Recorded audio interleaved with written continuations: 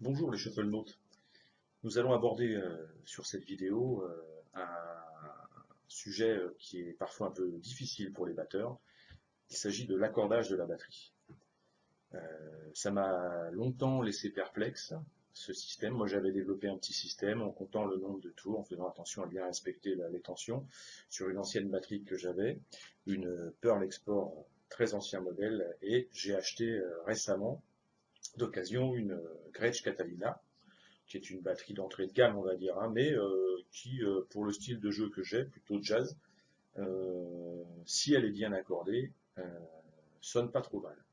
Et justement, j'ai eu énormément de difficultés. Et je comprenais pas, parce que j'accordais ma batterie, et puis 4, 5, 6 jours après, j'avais l'impression qu'elle sonnait plus. Et ça me rendait dingue.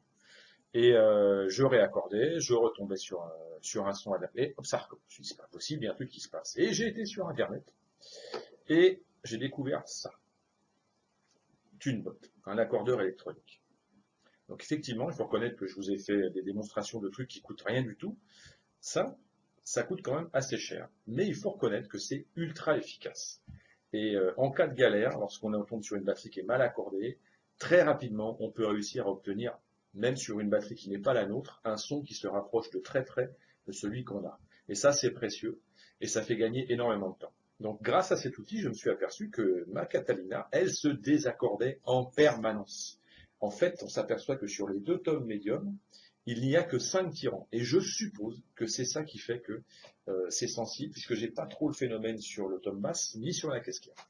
Donc aujourd'hui, on va tester ce petit appareil, et je vais vous montrer, c'est d'une simplicité infantile, et ça va ultra vite pour accorder, donc je trouve que c'est vraiment un investissement intéressant. Donc juste après un petit essai de chorus sur la batterie avec les deux fameux tomes complètement désaccordés, donc qui sonnent carton bouilli, pour pouvoir faire la comparaison à la fin de la vidéo avec des tomes accordés. Voilà.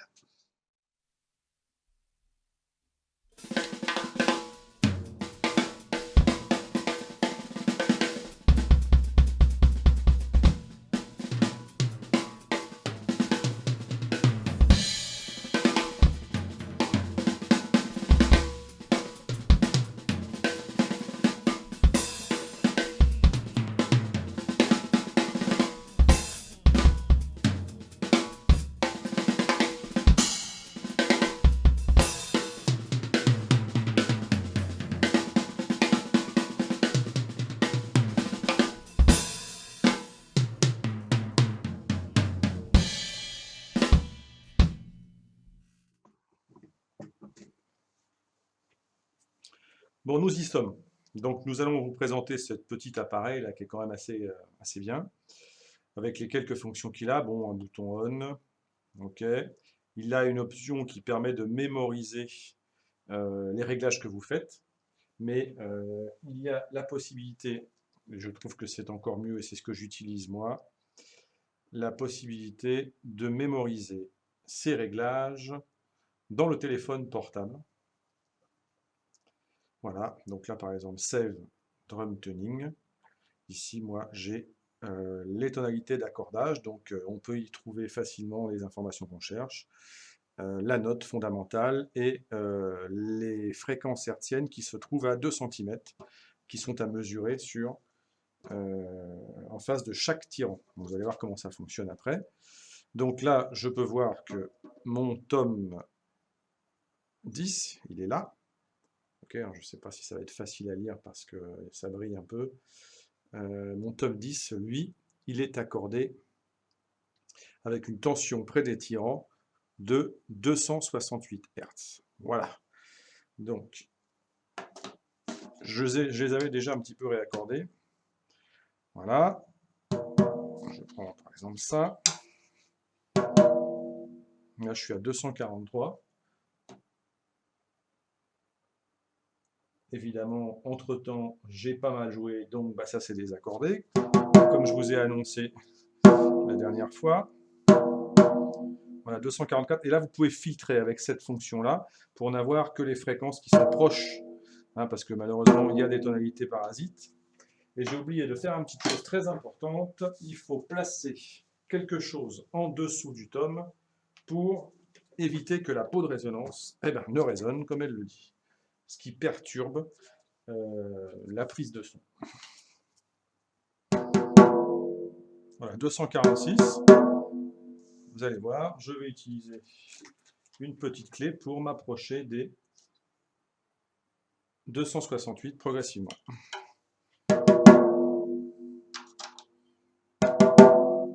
Voilà, 252.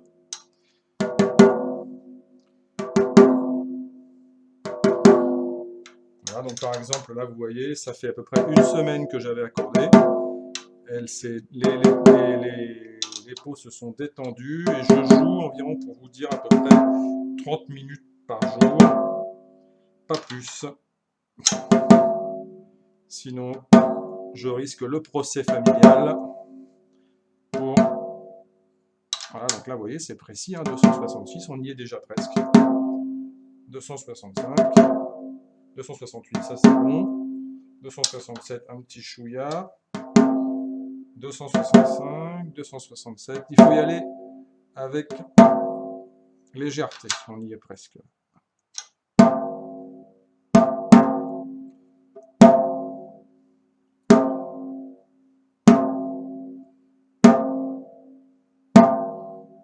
Et voilà, c'est bon. Vous voyez la vitesse à laquelle on peut réaccorder.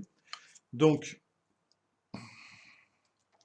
il me suffit maintenant de faire la même chose de l'autre côté. Alors moi, j'accorde avec un maximum de résonance et sur plein de forums et dans les manuels qui sont fournis avec le TuneBot, vous avez la possibilité de choisir d'autres techniques. Moi, celle-ci me plaît bien.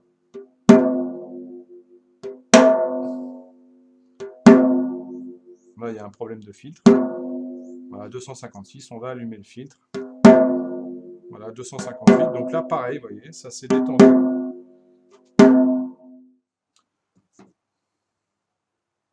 Je vais couper hein, parce que bon, vous avez vu comment ça fonctionne. C'est extrêmement simple sur la première peau. Je vais accorder la deuxième et on va se retrouver pour le petit solo tout à l'heure. Donc pour finir, le test que nous pouvons faire, c'est cette fonction-là, la fonction note, qui permet de vérifier la note principale du tome. Donc on avait vu, hein, c'est un Ré dièse que nous devions programmer. Donc si je tape au centre, voilà, j'ai donc bien un Ré dièse avec ici l'exactitude de la note, après avoir accordé mon tome comme il l'indique en face de chaque tirant.